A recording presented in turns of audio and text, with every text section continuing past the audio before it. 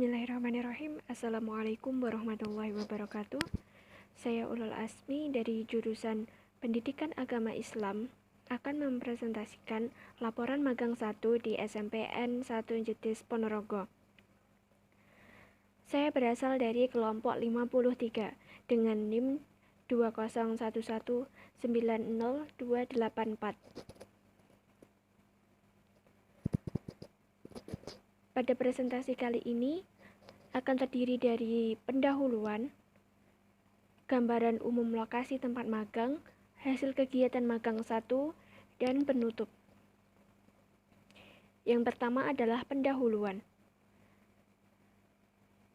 Magang 1 berlatar belakang dari Undang-Undang Nomor 12 Tahun 2012 tentang perguruan tinggi pada pasal 35 ayat 1 yang mengamanatkan bahwa kurikulum pendidikan tinggi dikembangkan oleh setiap perguruan tinggi dengan mengacu standar nasional pendidikan tinggi untuk setiap program yang mencakup pengembangan kecerdasan intelektual, akhlak mulia, dan keterampilan. Yang kedua, pada pasal 9 Peraturan Menteri Pendidikan dan Kebudayaan Nomor 3 Tahun 2020 tentang Standar Nasional Pendidikan Tinggi untuk meningkatkan kualitas lulusannya. Maka dari itu, dari Fakultas Tarbiyah dan Ilmu Keguruan IAIN Ponorogo mengadakan program praktikum magang 1 yang dilaksanakan oleh mahasiswa semester 5. Adapun tujuan magang 1 yaitu untuk memperluas wawasan mahasiswa mengenai dunia profesi dengan cara memberi kesempatan untuk mengalami secara langsung pelaksanaan kegiatan di sekolah atau madrasah mitra, baik yang bersifat intrakurikuler, kokurikuler, maupun ekstrakurikuler serta kultur sekolah atau madrasah.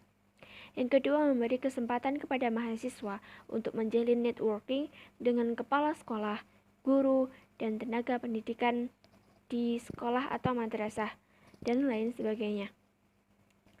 Yang kedua, yaitu gambaran umum lokasi tempat magang. Tempat magang saya yaitu berada di SMPN 1 Jetis.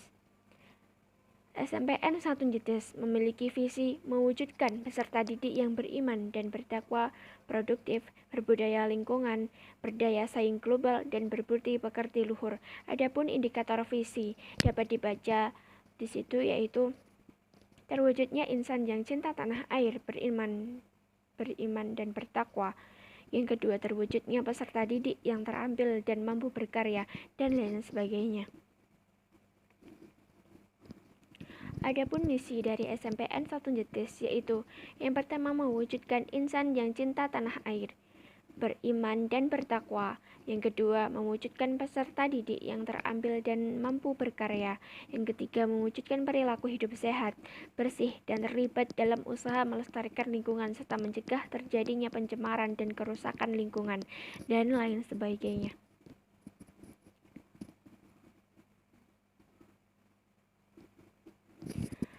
Adapun prestasi SMP Negeri 1 Jetis yang telah diraih yaitu kompetensi sains nasional tahun 2020, kompetensi sains nasional dalam bidang KPS tahun 2020, kompetensi sains nasional bidang lomba IPA tahun 2020, dan lain sebagainya.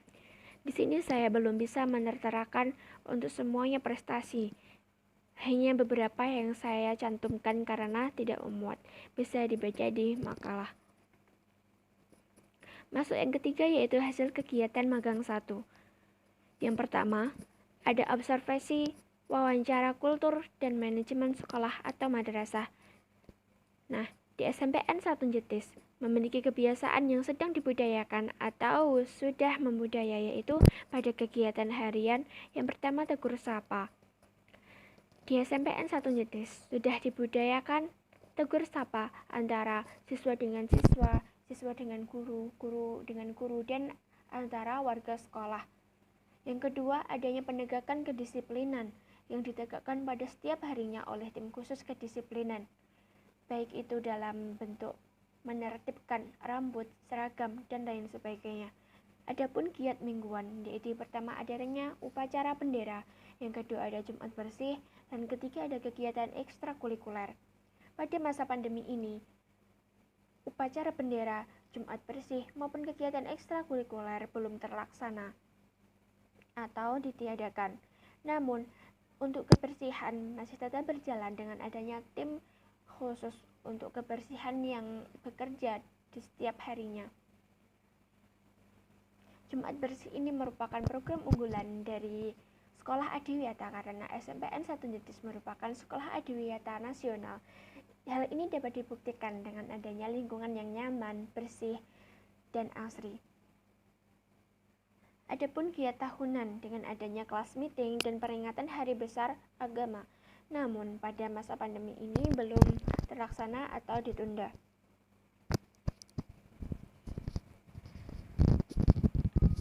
Adapun upaya-upaya pembinaan guru dan siswa, yaitu adanya evaluasi kerja mulai dari bulanan, per semester maupun tahunan. Hal ini dilakukan sebagai upaya untuk mengembangkan, memperbaiki, serta meningkatkan kualitas program SMPN 1 Jetis agar lebih baik ke depannya.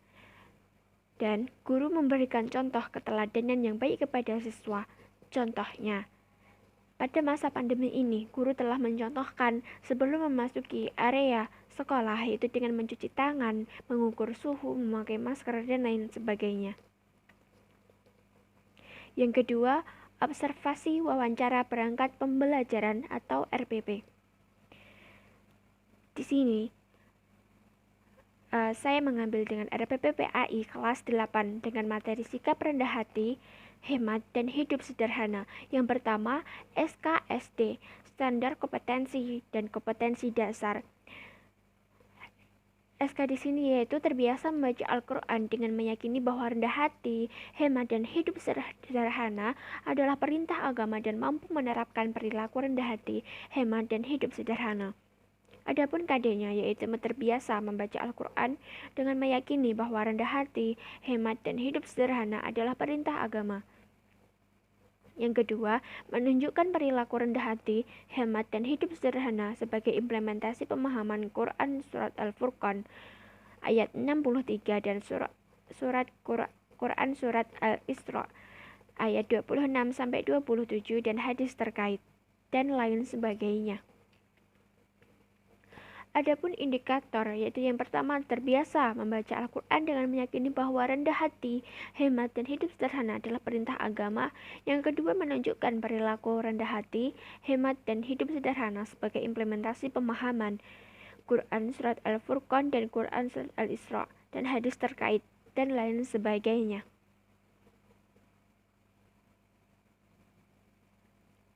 Yang ketiga, ada materi pembelajaran, yaitu dengan materi rendah hati, hemat, dan hidup sederhana.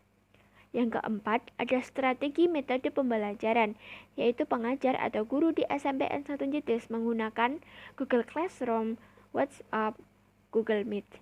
Selain itu, guru juga menggunakan metode ceramah, diskusi, tanya jawab, dan lain sebagainya. Yang kelima, bahan pembelajaran. Guru membuat bahan ajar dengan mengikuti kompetensi dasar dan standar kompetensi agar pelaksanaan pembelajaran berjalan dengan baik dan lancar dan memudahkan pendidik maupun peserta didik dalam mencapai tujuan yang diinginkan. Selanjutnya, ada observasi, wawancara, perangkat, penilaian peserta didik. Di sini dapat dilihat adapun dokumentasi dari kelas 8F SMPN 1 Jetis. Yang pertama itu ada aspek afeksi peserta didik. Yang pertama, adanya sikap sopan santun di saat pembelajaran maupun di luar pembelajaran yang dilakukan oleh siswa kepada guru. Dan juga yang kedua, siswa sangat aktif dalam pembelajaran berlangsung. Yang ketiga, dengan adanya sikap rajin. Di sini siswa mulai terbiasa dengan sikap spiritual, yaitu dengan merutinkan ibadah sholat duha. Yang keempat, terampil. Di sini siswa sangat terampil dalam membuat pertanyaan-pertanyaan yang diajukan kepada guru maupun diajukan kepada teman sebayanya. Yang kedua, ada aspek kognisi peserta didik. Guru menggunakan penilaian pada aspek kognitif dengan menggunakan evaluasi mingguan yang menggunakan media Google Formulir, ulangan harian, keaktifan diskusi, PTS maupun PAS. Aspek psikomotorik peserta didik. Guru menilai aspek psikomotorik peserta didik dengan praktek hafalan dan praktik pemaparan hasil pencarian hukum bacaan mat yang dilakukan oleh peserta didik. Adapun kesimpulan yang dapat diambil di sini adalah yang pertama, observasi wawancara kultur manajemen sekolah dan madrasah. Perilaku yang sedang dibudayakan di SMPN 1 JT sudah baik. Hal ini terkait dengan adanya sikap spiritual dan kedisiplinan yang tercipta di lingkungan sekolah. Misalnya, telah disebutkan tadi, yaitu dengan merutinkan ibadah sholat duha maupun sholat duhur berjamaah dan tertib dengan protokol kesehatan yang ada. Yang kedua, observasi wawancara perangkat pembelajaran guru. Guru menggunakan RPP yang telah disesuaikan dengan kondisi saat ini. RPP yang digunakan pada masa COVID-19 ini. Proses pembelajaran di SMPN 1 JT menggunakan media Google Classroom, Google Meet, dan WhatsApp serta menerapkan pembelajaran offline dengan menerapkan prokes dan pembatasan 30%. Untuk pembelajaran offline baru terlaksana di akhir-akhir ini di saat PPKM sudah menunjukkan penurunan levelnya. Dan di sini disertai juga protokol kesehatan yang sangat ketat. Yang ketiga ada observasi wawancara perangkat penilaian peserta didik. Berdasarkan RPP yang ada, penilaian yang dibuat menggunakan penilaian afeksi dan pengamatan sikap kepada peserta didik, penilaian kognisi, yaitu dalam bentuk tes tulis dan lainnya, dan penilaian psikomotorik dengan praktik.